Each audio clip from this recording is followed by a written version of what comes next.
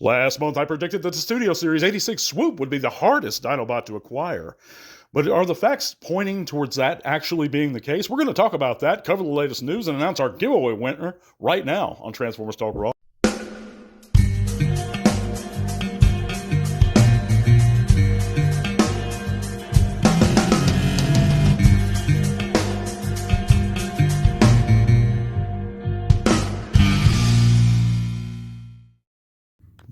Botheads, welcome back to another TTRP. That's the Transformers Talk Raw podcast on YouTube and Spotify. I'd like to thank you guys for listening wherever you're coming from. Be sure to hit that like, subscribe, share this, and appreciate it, guys, all the support over the past couple years. And yeah, thanks for coming in.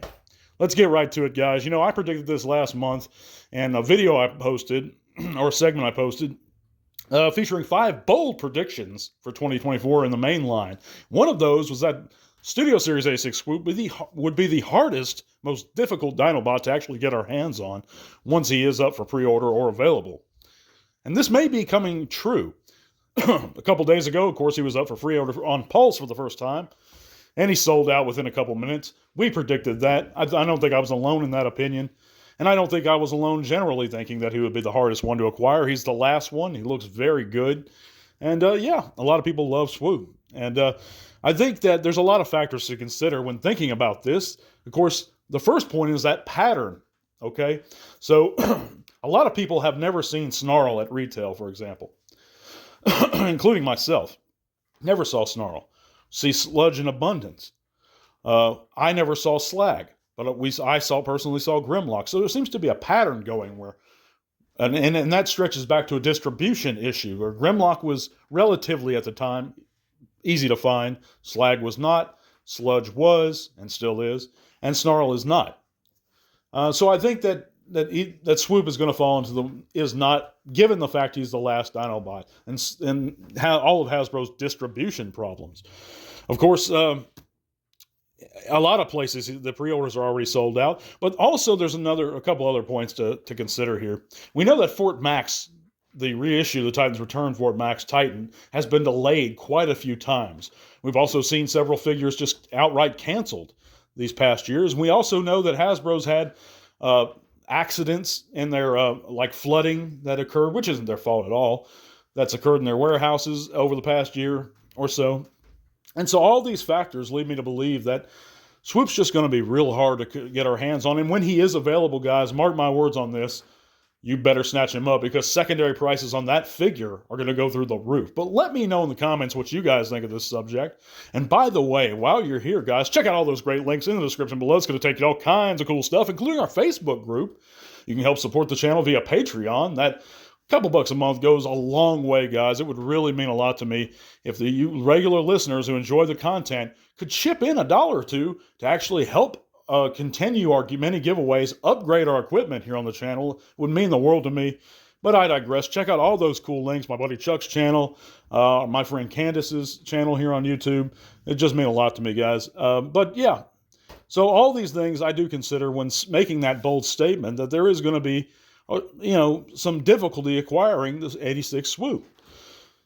But again, I digress. We're just going to have to wait and see. But I know this for a fact, and write this down and underline it, guys. Those secondary market prices on Swoop are going to be insane. And of course, Hasbro is going to release, I'm probably 99% sure they're going to release one in red, of course, maybe in the Gen Selects line, to homage that G1 toy. Because we know that we're getting a Grimlock release in the comic book style. And a lot of people that missed out on Grimlock originally are going to probably acquire that. And I don't blame them. It's a great figure. What puzzles me about Grimlock, specifically, guys, is that, yeah, actually, if you look at secondary market prices, the 86 Grimlock is actually less affordable than the MP Grimlock. And the MP Grimlock, and I love the 86 Grimlock. Okay, I love it. I own it. But the MP Grimlock is an infinitely better figure. The only knock about it that makes it a little worse than the 86 one is it doesn't scale quite as well. But it still scales pretty well. It just means he's got like an inch or two in height over the rest of the Dinobots, but it's Grimlock. I could live with that. I'm just saying, if you're in a pinch and you don't have Grimlock and you can't acquire the 86 one for some reason, or you missed out on it, man, there is nothing wrong with going back and getting the MP, because that was one of the greatest Transformers ever made, in my opinion. The engineering was astounding in every other way. Besides a little bit of scale, it's superior to the 86. It's heavier. It's got that lights. It's got eye-changing color features. It's got chrome. I mean, it's just fantastic. But I digress. We also have run a poll this past week, and we usually do, guys. Sometimes I feature it here on the segment, sometimes I don't. But I asked the question, who would win in a death battle between the G1 Starsaber and the original six-shot of the Decepticons?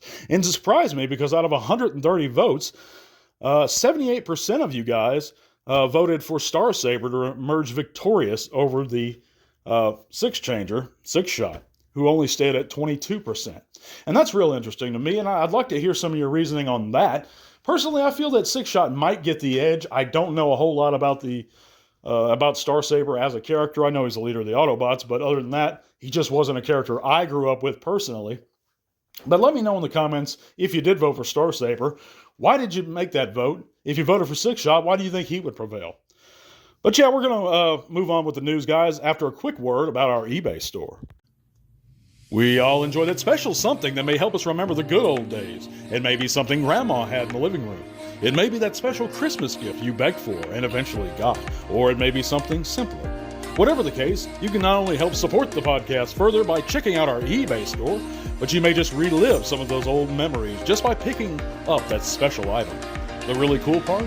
We have a perfect selling record and offer free shipping on most items. So support the show a little more, if you like. Now, on to the news. And at the top of this week's news, we know that the first 4 episodes of the G1 Sunbow original series are going to hit select theaters May 15th, 18th, and the 19th throughout the world as part of Hasbro's 40th anniversary celebration of the Transformers in general. It's going to feature table reads with both Peter Cullen, Frank Welker, and tons more bonus features, guys. You can check out which theaters or sign up for updates, I believe, online if this interests you. And of course, it interests me. I just think it's going to be real hard because the theaters are going to be so few and far between where it's going to get showings. But if you're able to see, I'd love to see those first 4 episodes on the big screen. That'd be awesome. So it's really cool. I'm actually in favor of that. But moving on, we also have our first images of Takara's MPG-09 Super Genrai, or Jinrai, however you pronounce it, which is the Power Master Prime to us Westerners, and he looks fantastic. Let me tell you, if you're into the MP, guys, I love all this guy's modes, are into the Masterpiece line in general. He just looks great. I see that he comes with high Q there. He's probably going to have some die-cast involved. But yeah, he looks real good. But also, JT Prime, via TFW, has put up some new listings of a gimmick line called Swapticons.